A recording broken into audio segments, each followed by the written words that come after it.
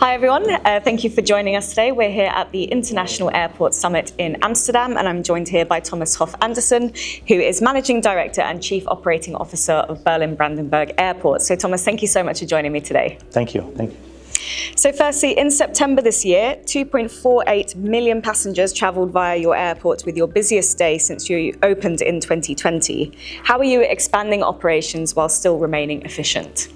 So I think the key is, being even more efficient, and that's what we're trying to do via technology, by continuously optimizing different processes. And I think now we've had the best operational summer ever. And if I look at all the KPIs, which would normally be important to an airport, we're performing very, very good. So I think we're in a comfortable position also to keep growing the airport next year. Fantastic. And how are you working to ensure that your operations are expanding sustainably? Yeah, very important for many airports. I think we're on a journey like most airports. In less 12 months ago, we managed to get the level 3 accreditation by ACI, which was, we went from 0 to level 3, and we're pursuing the next level. We have an excellent team working on that. Some of the very specific initiatives we're doing is we're expanding our capacity to generate renewable energy at the airport, installing quite big fields of solar panels, and then of course it's a campus effort. What can the ground handling companies do? What can the airport operator do? What can the airlines do? But all in all, I think we're on a good journey and a good path to become even more sustainable. So the role of sustainability is a role for everyone in the airport. It's not just confined to one department. Correct. Now, you recently launched your biometric passenger experience. What has the uptake been, and what are your efficiency savings? So I think for us, we did a POC last year, and one of the learnings for us was that a cool technology is not really enough to drive a changed passenger behavior. So we came to the conclusion that there needs to be a tangible benefit for the passengers. So I think it was now 2 years ago, we launched the first virtual queuing solution for security in Europe, and we have a window of 30 minutes. So when you book a slot, you have a 30 minutes window to get through. When we introduced the our biometric solution, we expanded this window to be 2 hours. And that means that the passengers basically have full flexibility in order to take advantage of the pre-booked slot in security. So that is a very tangible benefit for the passengers. Since we started, we've had approximately 15,000 passengers using it, and we're continuously adding more touch points to it. So at the moment we have an opportunity to do your printing of your bag tag by using your face. You can go through security, and then you can enter our lounges. So we have actually enabled 100% of our passengers to experience the biometric way of traveling at Berlin Airport. Fantastic. Now, how do you encourage the passenger to enroll in this program prior to them arriving at the airport? How do you contact them? Yeah, so it is very much word of mouth. We do see that a lot of our frequent travelers, they use it. And a major change we did also when we launched the second generation of our biometric product was we took the booking in-house. So now the passengers can access and book via our webpage, our platforms, and that also gives us an opportunity to add more products for the passengers. So now we're fully in control of the development on how to even expand this further. Now, you've become the second German airport after Frankfurt to take responsibility for its own security controls. Why was this decision made, and what are the benefits? So the decision was made simply because it's such an important touch point. 100% of the passengers will have to go through security. And we saw quite a lot of optimization opportunities in terms of technology, in terms of process and so on. But also, at the end of the day, there's a security charge attached to it. And one of the major challenges German airports would have in general is it's too expensive to operate in Germany. There's an aviation tax, salaries are high, and that means that it's also expensive for the airlines. So taking over security was an opportunity for us to actually influence the total cost of operating at the airport. And I can say that as one of the very few airports in Germany, we will be reducing in 25 the security charge compared to what passengers are paying or the airlines are paying it, but on behalf of the passengers. So we're going to be reducing by 50 cents. All in all, that means that we are lowering the total cost of operations for all airlines at Berlin Airport next year, somewhere between 6 and 7 million euros. And that's great, I think. So that was one of the reasons why we did it. That's fantastic. I'm sure it's music to your airline's ears as well. Yeah, we hope so. Now, you have recently installed the new CT scanners at your security checkpoint in Terminal 2. Do you have any statistics you can share on the efficiency savings, but maybe the effect it has had on any passenger spend when they come through security? So we're regarding the sustainability, this is a journey for us. And just last week, in beginning of November, we started reconstructing also the South Pavilion at the airport.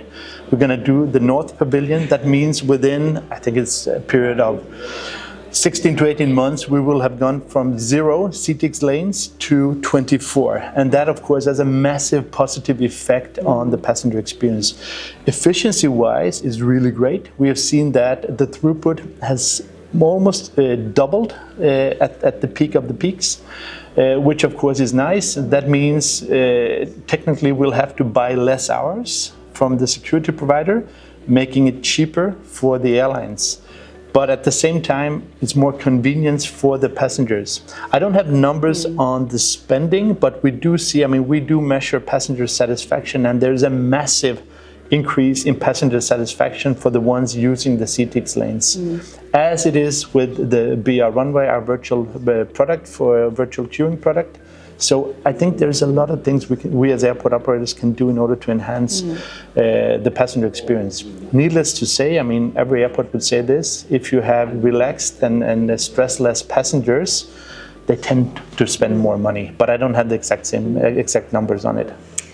And passengers have been used so long to taking out their liquids, taking out their laptop. It is a re-education piece for passengers that they no longer have to do that. So how are you actually doing that? Are you having the security guards standing and verbally telling people you don't need to take out your laptop, by which time they may have already taken it out, have to put it back in?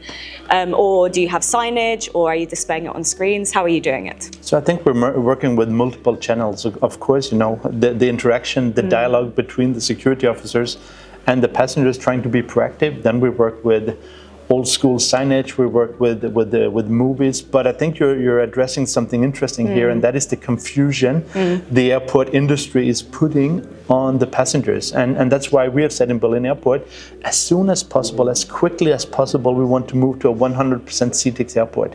Because in the end, we don't want it to be kind of, a lottery.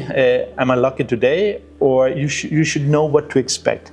But then, of course, when the passengers would arrive in another airport with the old technology, so I think it's going to be a couple of years before the industry kind of stabilizes in one uniform product. Germany has been dealing with many disruptive strikes from workers' unions. What advice would you offer to other airport leaders dealing with this challenge? Yeah, so generally I don't like to offer advice to other senior leaders because I think they're very competent as well. I think what we do very well in Berlin is, we have a good dialogue. In the end, it's about what happens between people. Normally, whatever wishes, desires the different parties might have, might not be able to meet 100%, but there is very often a compromise to be reached. And I think that's what we're doing in a good way. Ideally, you want to reach a negotiated solution, so you don't have to come to these industry actions where in the end, the passengers are taken prisoners, right, or hostages. So I think that's what we're trying to do. And I'm happy to say that we just signed a contract with our workers, valid for the next 18 months, and that gives some kind of certainty and peace, which is, of course, where you want to be. And what does 2025 hold for Berlin Brandenburg Airport? What should we be looking out for? Yeah, so we continue to develop. First of all, we talked about that already. CTX is coming more and more, improving the passenger experience. But what I'm really excited about is we are making a serious attempt to replace our old school customer service with a 100% AI generated dialogue. So it's a startup company supported by Google. We've signed a contract with them, and in Q1 we're going to launch simply an AI dialogue tool with the passengers, and it's very, very interesting. You can have different different voices, you can have different speeds, it can be a very efficient response, or it can be a more gentle response. So at the moment we're training our AI in order to provide an even better customer service than what we can do with humans. So I think that's going to be really interesting to follow, if it will work or not, or how much adjustments we need to do in order to make it perfect. Are you still keeping your old school CX service for those who cannot have their question answered by the AI tool? No. Complete 100%. Yeah, so we're going 100%. And I think, of course it's a risk, but I think then there's also a healthy pressure to really make it work. So we're going to get rid of the old human interaction and go full AI going forward. Wow, that's really ambitious. So look forward to seeing how that goes. Best of luck to you. Thank you. Thomas, that was my final question. Thank you so much. Appreciate it. All right. Thank you.